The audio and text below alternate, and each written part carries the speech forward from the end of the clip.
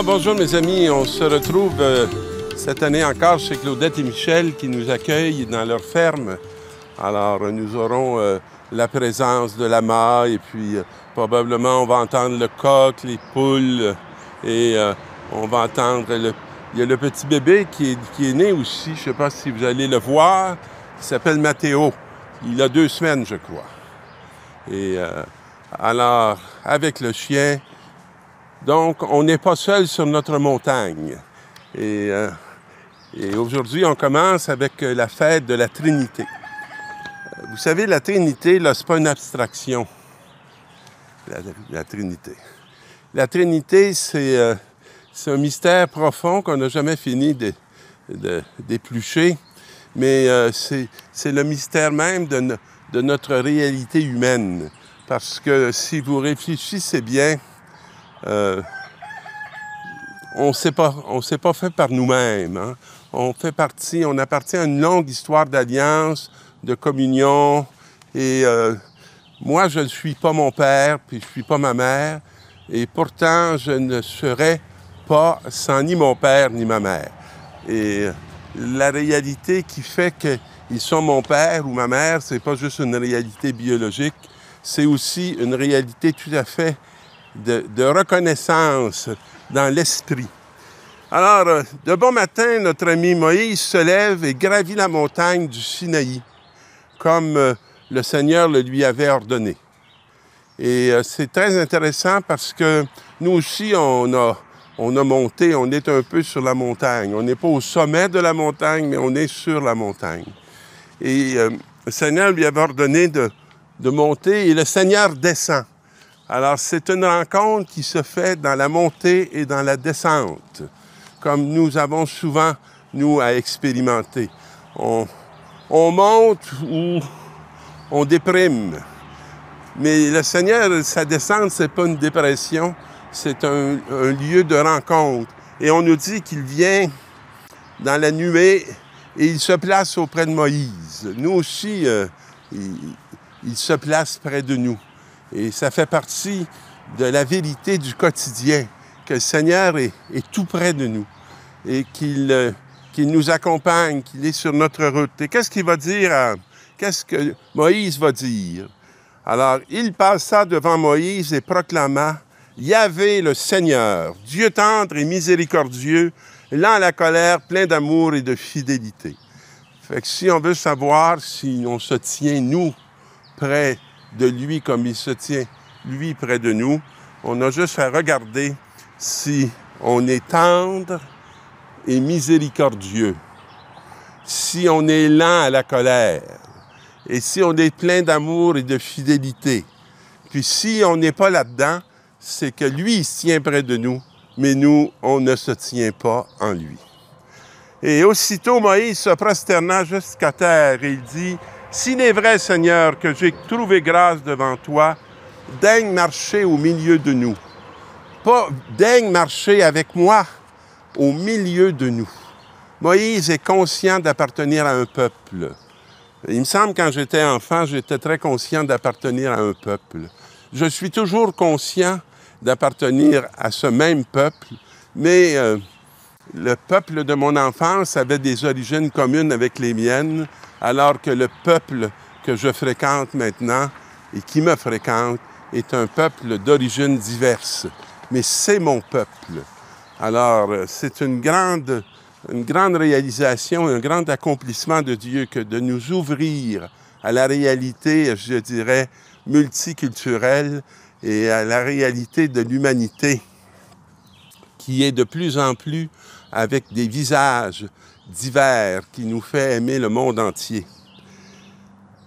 Mais dans le texte que je suis en train de vous lire, c'est « Oui, c'est un peuple à la tête dure, mais tu pardonneras nos fautes et nos péchés et tu feras de nous un peuple qui t'appartienne. » Alors, je pourrais dire que mon peuple d'origine est probablement le peuple qui a la tête dure, mais que ce n'est pas notre dureté de tête et de cœur qui fait que Dieu ne nous aime pas. Il continue à descendre auprès de nous pour qu'on puisse nous monter et s'élever dans cet amour qui nous constitue et qui fait qu'on est des vivants. et qui nous travaille pour qu'on finisse par lui appartenir.